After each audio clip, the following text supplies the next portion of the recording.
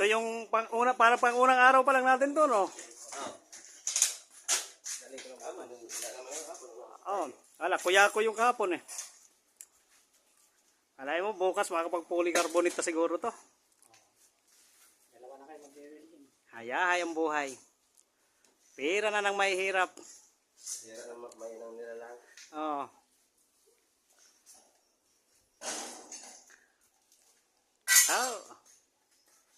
Good luck na lang. Sa susunod na mga sandali. Para papaalam. Nararamdaman ko na kasi.